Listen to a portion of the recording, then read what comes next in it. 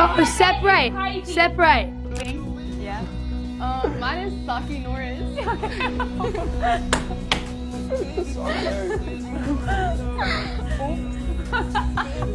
I TikTok on my boy pad. I was like, oh, she's separated. Everybody thinks I'm like so much older than I am, but I'm not. I literally like just turned 15 in April. Y'all, it is getting way too hard to ignore how Sockie Norris keeps ending up as the target, not just for online hate, but even from people in her own circle. And before anyone says I'm reaching, I am not talking about harmless sibling teasing. I am talking about moments that have fans side-eyeing, wondering if Saki's actually being bullied under the guise of just joking. Because whether it's her being the most hated sibling by the fandom, having to make random apologies for stuff that wasn't even that deep, or getting the short end of the stick in her own family's decisions, Saki's somehow always in the firing line. And now, thanks to a recent Pucker Up video, people are convinced the shade isn't just coming from inside the house. It might also be coming from the people she works with outside the family too. The latest example, Embry casually name-dropping Saki in a way that had the whole room laughing, and fans were not here for it. So here's how it went down. In this Pucker Up video, the group was asked about their last search or something along those lines. Sounds innocent, right? Well, when it got to Embry, her answer was Sockie Norris's Instagram. Now, on paper, that's nothing scandalous, but the way she delivered it, laughing, and not just her, you can hear everyone in the room cracking up too, and fans instantly started dissecting why. Like,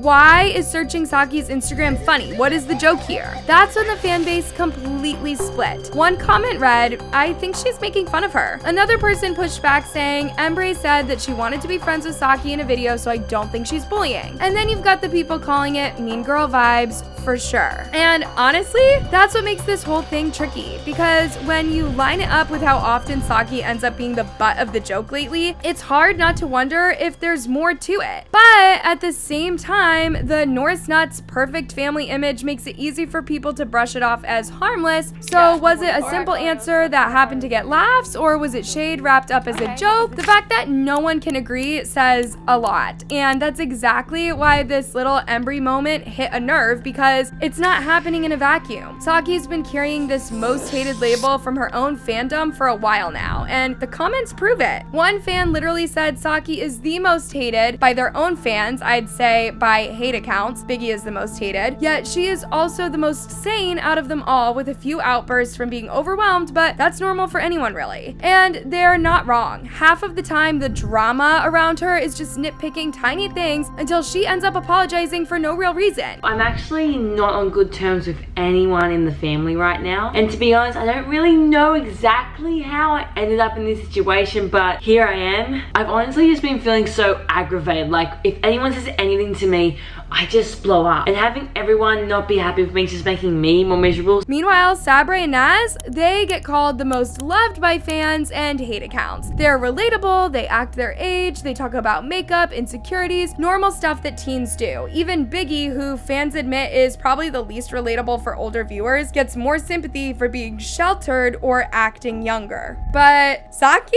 She is stuck in the middle. Old enough to be judged like an adult, but still treated like she's supposed to play the perfect Norris kid role 24/7. So when a moment like the Embry search thing happens, it doesn't just read like harmless fun to her defenders. It reads like yet another example of how Saki is the easiest target for side-eye teasing and jokes that wouldn't land the same way if she was Sabre or Naz. Now, this is where things really start clicking into place, because for a lot of fans, this isn't just siblings being siblings. They're saying the way that Saki gets treated has everything to do with how Brooke and Justin run the whole Norris Nuts operation. People have been calling Brooke controlling for years, saying that she babies the older kids way too much while still putting crazy pressure on them for content. One fan flat out said it is not good for anyone's health to be a famous YouTuber and being homeschooled. Do you know anyone in Sabre and Saki's age, for an example? I do. Do they behave and talk like they do in their vlogs? No, the Norris nuts love to push that we're all smiles, no drama, picture perfect vibe, but the fans are not buying it. They swear that is just the highlight reel. Behind the scenes, it is rules on rules, tension bubbling under the surface, and Brooke and Justin calling the shots the kids don't even get a say in. Like the whole fight over who should get their own room. Brooke was out here saying Sabre should share because we're a big happy family, even though Sabre's about to be 20 and Saki is still crammed in there without a space of her own.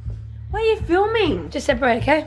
So you can go in the living room. So we need to separate and go somewhere else. It's Sockie's room. Go in the living room, so just go, okay? My bed's there. Well, you just You can have your clothes. You can have your clothes. Well, then put them on my bed. Don't you dare. I will, Don't mate. you dare. I will.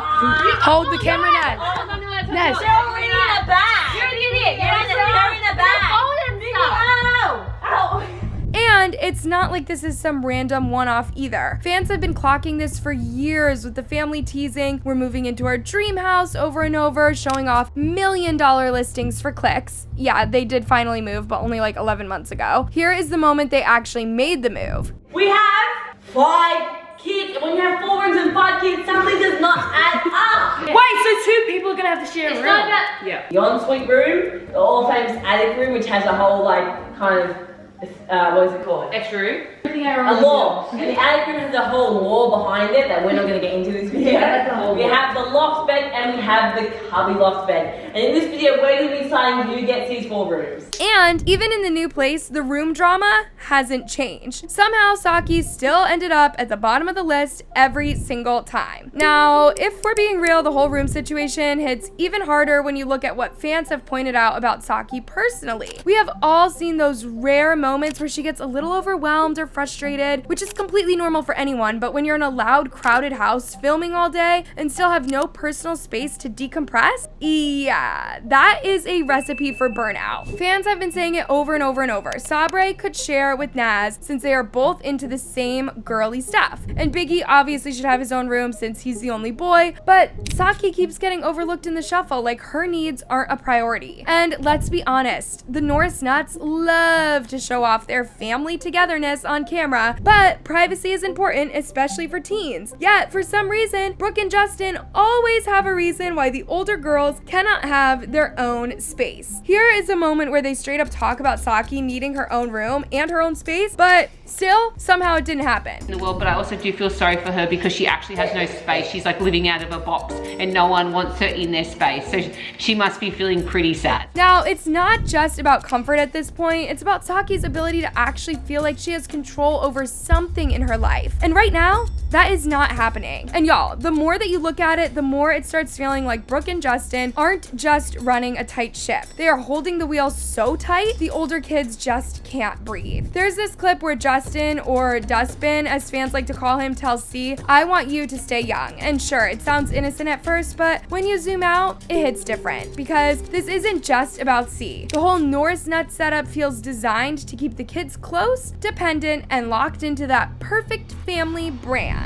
And when you mix that with the homeschooling and the constant filming, it's no wonder the older kids aren't getting the same teenage experience as other kids their age. Fans have pointed out that their inner circle is tiny. Outside of each other, their cousins, and a few close friends, they don't really have much of a social life off camera. Then there's also the rules, like Saki having to go to bed at 9:30 p.m. even though they're old enough to decide for themselves. And the early 4 a.m. workouts, okay, discipline is one thing, but not every single day. It's like the routine is built more for control than for balance. And if you think I'm exaggerating, listen to how she explains it herself. It's not coming across as a suggestion, it is a non-negotiable. I go to my room pretty early at around 6:30, but that's just because it's phone in bedtime, which is arguably the best part of the day, where I legit rot my brain with some of the dumbest content known to humans for 3 hours straight, and then I go to bed at around 9:30. But Sabre blows all of this out of the water with a bedtime of 11 o'clock. When that is your day-to-day reality, you start noticing every little dig more. So when something like the Embry moment happens, it's not just a, oh hey, they're joking. It's adding on to a whole pile of restrictions that she's already carrying. Now, the thing